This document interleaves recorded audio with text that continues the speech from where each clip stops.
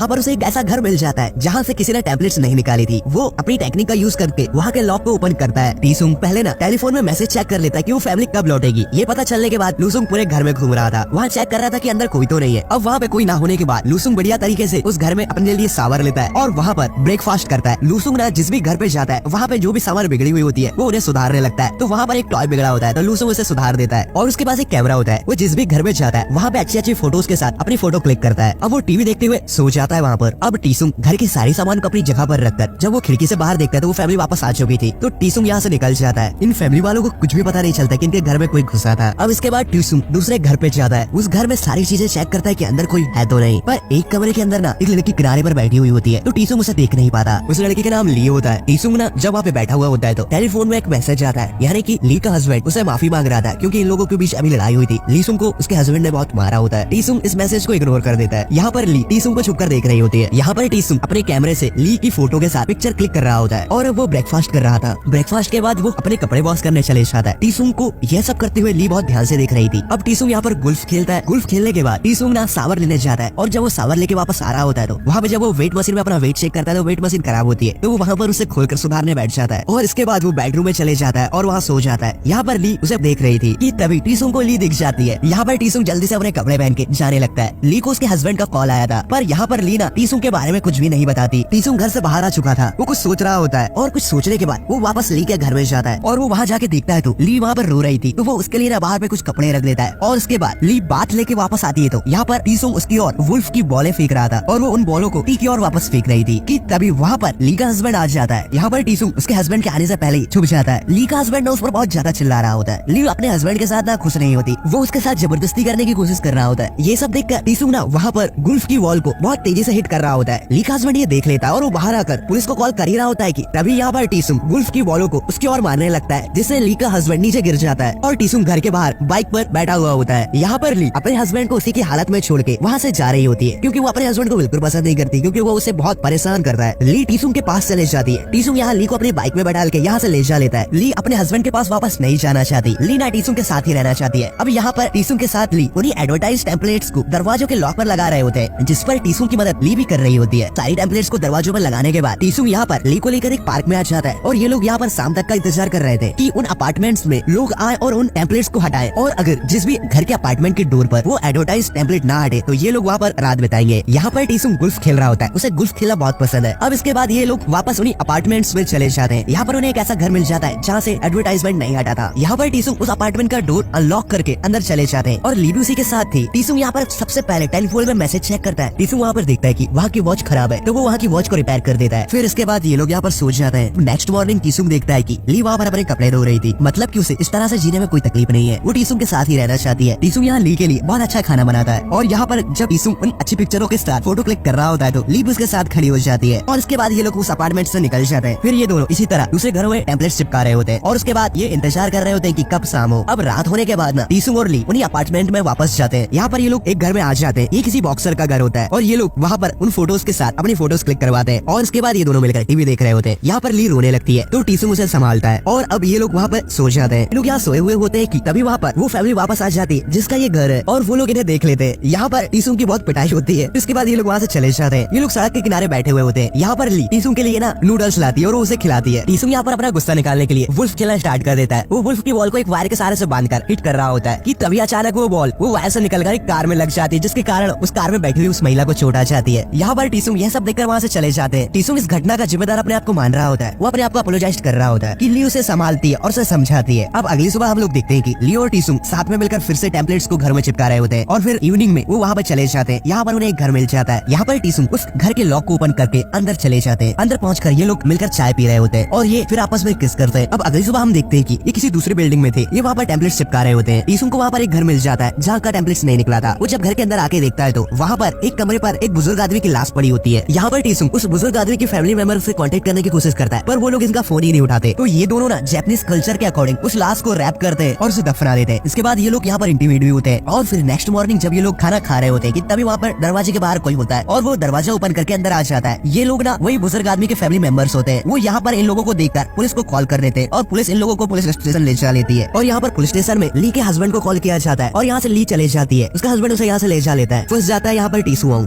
से पूछताछ होती है। यहाँ पर टीसुआंग उन्हें उस लाश का पता भी बता देता है, जिसके चलते वो लोग उस लाश का पता लगा लेते हैं। अब टीसुआंग पुलिस की हिरासत में था। यहाँ दूसरी ओर हम देखते हैं ली को, जो अपने हस्बैंड के साथ होती है। वो टीसुआंग से दूर नहीं रहना चाहती, जिसकी वजह से वो दुखी होती है। वो अपने हस्बैंड से बात भी नहीं कर रही होती। ली का हस्बैंड अपना ना बदला पूरा करना चाहता था, इसलिए वो उन पुलिस वालों को कुछ पैसे देकर वो टीसुआंग को उसी तरह मारता है जिस तरह से टीसुआंग ने ली के हस्बैंड को मारा था। यहाँ पर ली का हस्बैंड अपना बदला पूरा करने के बाद वो यहाँ से चले जाता है। टीसुआंग यहाँ पर जख्मी हो चुका था। अब कुछ समय बाद हमें टीसुआंग को जेल में दिखाया जाता है, जो कि यहाँ पर अकेला था। वो ना यहाँ पर एक टेक्निक सीखता है, जिससे कि वो किसी भी लोगों को उसके पीछे खड़े होने के बावजूद भी उन्हें ना दिखे। वो धीरे धीरे करके इस टेक्निक को सीख रहा होता है। इस जेल का जो पुलिस वाले होते हैं ना, जो इन कैदियों पर नजर रखते हैं, वो टीसुंग की ना जेल पे जाता है तो टीसुंग उससे हमेशा छुपने की कोशिश करता है। वो ऐसा बार बार ट्राई करता है। टीसुंग अपने आप से इतनी ज्यादा प्रैक्टिस कराता है इस चीज की कि वो इसमें मास्टरी हासिल कर लेता है। एक दिन जब वो जेल पहरी टीसुंग की जेल पे आता है तो टीसुंग उसे वहाँ पे कहीं नहीं दिखता, क्योंकि टीसुंग उसके पीछे चल रहा होता है। उसने अपने आप को इतनी प्रैक्टिस करके इतना सटीक बना लिया होता है कि सामने वाले को पता ही नहीं चलता कि कोई उसके पीछे है। दूसरी ओर हम ली को देखते हैं, जो कि टीसुंग से बिछड़ने के बाद बहुत दुखी थी। यहाँ पर टीसुंग जेल में उसी टेक्निक की प्रैक्टिस करता रहता है। अब टीसुंग की रिहाई का समय भी आ चुका था, उसकी सजा पूरी हो चुकी थी, इसके चलते उसे जेल से आजाद कर दिया जाता है। इसके बाद हम वही पुलिस ऑफिसर को देखते हैं जिसने टीसुंग को पकड़ा था और उसी बिजनेसमैन के पास ले गया था जिसने टीसुंग को गुल्फ से मारा था। यहाँ पर टीसुंग उस ऑफिसर को भी गुल्फ से मार रहा होता है, पर वो उस ऑफिसर को कहीं दिखाई नहीं देता। वो उसे मार मार के ना घायल कर देता है। अब टीसुंग ली के घर पहुँच चुका था। ली के हस्बैंड को घर पे ऐसा लग रहा होता है कि उनके घर में कोई घुस आया है। जब वो बाहर जाके देखता है तो उसे वहाँ पर कोई भी नहीं मिलता, पर ली यहाँ पर टीसुंग की परछाई देख लेती है और वो समझ जाती कि ये और कोई नहीं टीसुंग ही होगा। और फिर ली अपने हस्बैंड के सोने के बाद जब बाहर जाके देखती है तो वहाँ पर उसे टीसुंग मिल जाता है। वो टीसुंग को देखकर खुश होती है कि तभी वहाँ पर ली का हस्बैंड आ जाता है और यहाँ पर टीसुंग ना छुप जाता है। यहाँ पर ली अपने हस्बैंड को माफ करने का नाटक करती है और उसका हस्बैंड ये सब देखकर बहुत खुश होता है कि आखिरकार ली ने मूव ऑन कर ही लिया। पर वो यहाँ पर टीसुंग की वजह से इतनी खुश होती है। अब नेक्स्ट मॉर्निंग हम देखते हैं कि ली ने बहुत अच्छा खाना बनाया है और वो बहुत खुश होती है। अब खाना खाने के दौरान जब ये डाइनिंग टेबल पे बैठे हुए होते हैं ना, तो ली के हस्बैंड के पीछे टीसुंग होता है और ये खाना खा रहे होते हैं। यहाँ पर ना ली बहुत मुस्कुरा रही होती है। ये देखकर ली का हस्बैंड भी मुस्कुराने लगता है और ली के हस्बैंड के ऑफिस जाने के बाद ये दोनों साथ होते हैं। अब ये लोग ना इसी तरह अपनी लाइफ जिएंगे और इसके बाद मूवी का द